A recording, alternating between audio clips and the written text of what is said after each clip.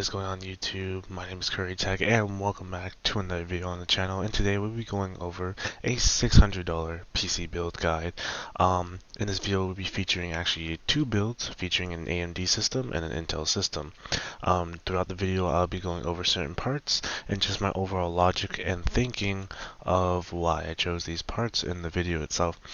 There will also be going over video cards and this certain situation we are in 2021 with the GPU market and everything going on. Let's just pretend that you have $500 and it was before 2020 and you wanted to build a $600 PC. Well, you are in luck, my friend.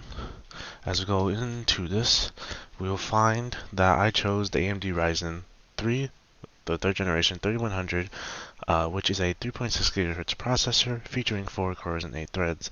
Now, a lot of people will be talking about a $600 PC. What is the actual use for the PC? Most people want it for gaming. During 2020, as you got the PC before 2020, you'll be using it for school, playing with your friends, streaming maybe. And yeah, 4 cores and 8 threads, the quad-core processor. It is available on Amazon for $130, but Best Buy has it for listed for $100. It's just not in stock. That's why I had to put it at $99 myself. But it is a monolithic die CPU rather than the Ryzen 5 3600 and above.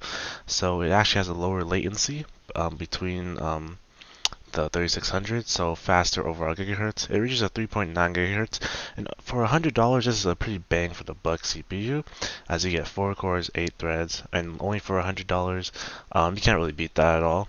And now it will be paired with a Gigabyte B550 DS3H Micro ATX AM4 motherboard. Now there are a lot of reasons I got with this motherboard. One of the reasons was B550, the chipset itself, because you'll be introduced to PCIe Gen 4 and also upgradability for Ryzen 5000 series. Though this overall build, this is an entry-level build, so this is you dipping your toes into PC building for the first time, so you're not going to go with the most higher end spec parts. Maybe down the line you might want to upgrade this CPU to a 5000 series CPU, then this motherboard would be able to handle it. I would say that the power delivery is not as good as an ATX, like a full ATX motherboard, and some of the higher up-modeled motherboards out there. But for a 4-core 8-thread processor, it can definitely handle the power delivery system.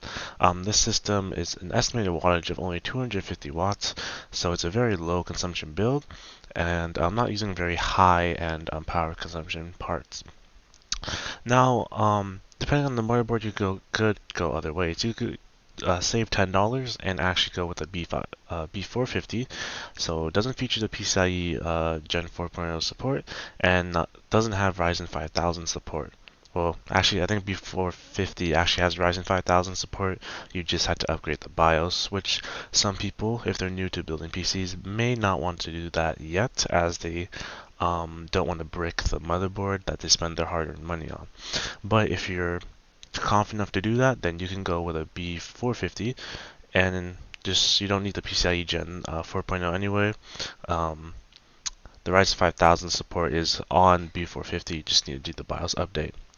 Now there is another upgradability pathway, which is actually the B550 MSI Wi-Fi. So if you can't run an Ethernet cord from, let's say, your router to your PC, which is some people don't have the luxury of having the router right next to them, so some people go to the extreme unconventional lengths of running a long Ethernet cable from their router into their PC, and it could go across their whole house. If I've seen videos, and it's kind of crazy in how long these Ethernet cords can be, these Cat 8 cables. But yeah, but if you want Wi-Fi and you're just like, I don't need Ethernet, as long as the Wi-Fi, Wi-Fi is pretty fast as it is right now.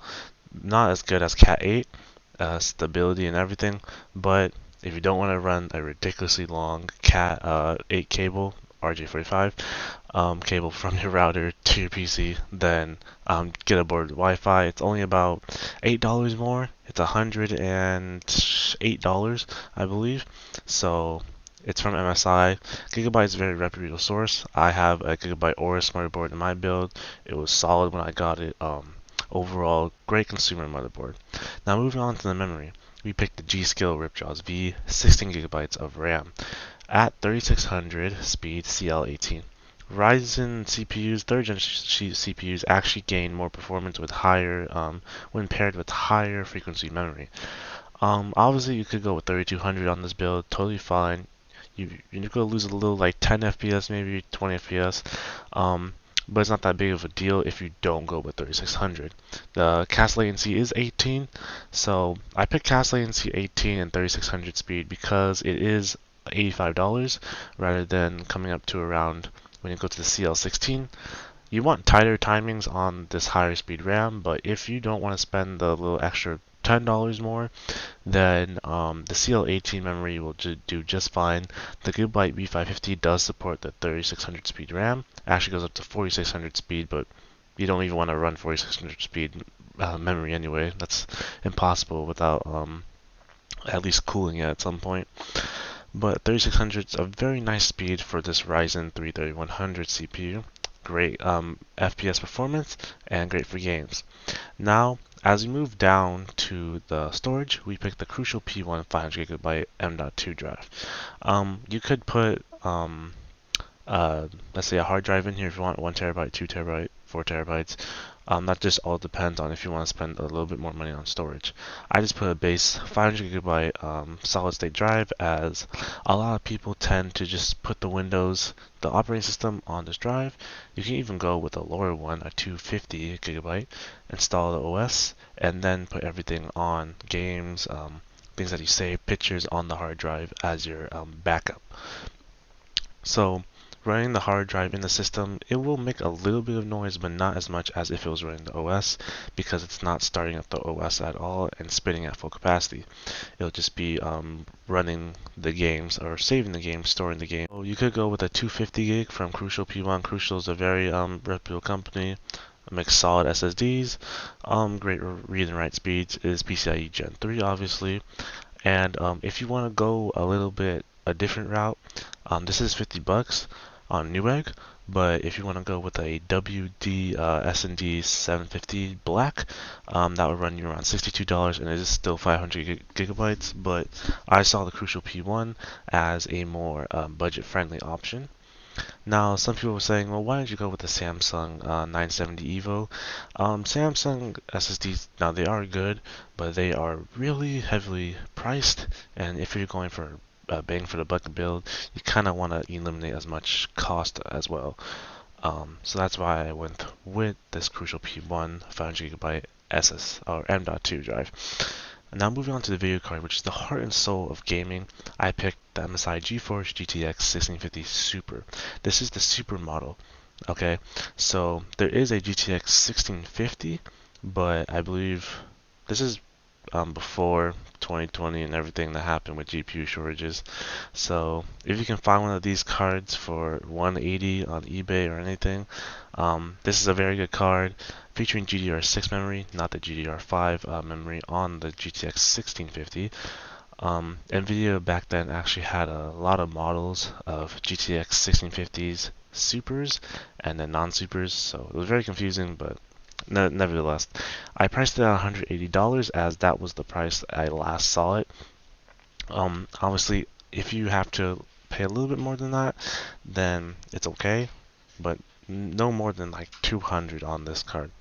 It will provide you great performance, entry-level performance for AAA gaming, Call of Duty, Assassin's Creed, everything else.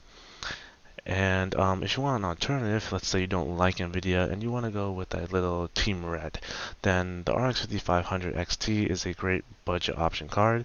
Gets you great performance in games, AAA games, Battlefield 5, and Rainbow Six Siege if you play those games. FPS games such as Counter-Strike, A Global Offense, you'll be doing just great in that with a lot of FPS to spare. And both cards are very low consumption, only using a 8-pin connector, I believe, and features 4 gigabytes of onboard VRAM, which is definitely enough for most games today at 1080p. Now, if you're going to plan on 1440p, which I don't think anyone would be if you're doing a $600 PC build, then you would need a one with maybe 6 gigabytes of VRAM at most, but very good card for the price. Now, moving on to the case. The case is actually a Phanteks Eclipse P360A ATX mid-tower case. Now what drew my eyes to this case was the fact of the mesh front panel and also the support for, it comes with two ARGB fans, so you have the ARGB header, and the motherboard that I picked does have RGB headers on it, and comes with a power supply shroud, support for ATX, micro ATX, mini ITX, I believe DTX as well. Let me go check. Yeah, no, not DTX, sorry, mini ITX. It supports eATX as well. It's a mid-tower case, so it's probably the same size as a NZXT H510, but with a lot more airflow, which I really like. The only complaints I think I've heard from this case is the fact of the mesh was supposed to act like a dust filter, but it didn't, and you might build up a little more dust, but having the additional airflow to the components would be helpful. It does support a 240mm rad up top and also in the front, so you can mount it on the top or the front of the case. Features also an exhaust fan mount on the back, and it's a very nice, modern, sleek looking motherboard, case, and it's only $70 on Amazon, so that's very nice, and it's in stock. You can also go with Newegg. The alternative to this could be a Corsair 275R with the kind of like slanted cut front, but it does limit the amount of airflow that goes through. And then moving down to the power supply, we picked the EVGA BR500 80 plus bronze ATX power supply. It's a full-size ATX power supply. This build runs 250 watts. That's the estimated voltage.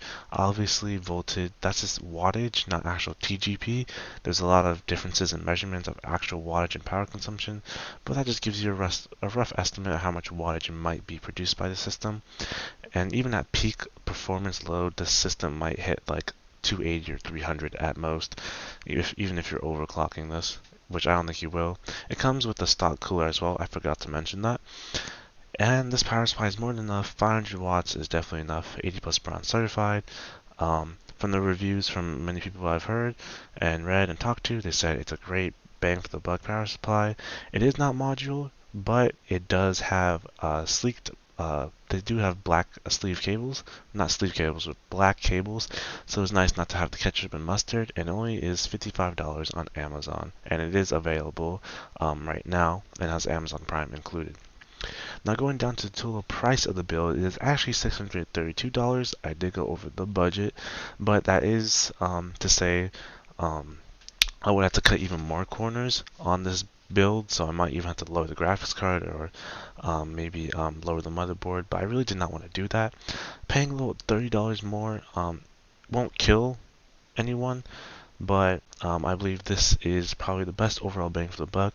You could go with other graphics card as well that is a lot lower end than this one, but I believe the 1650 is just the sweet spot for gaming entry-level systems like this, and also the RX 5500 XT, as they are second generation cards from Nvidia and AMD, and they're just great performance for games.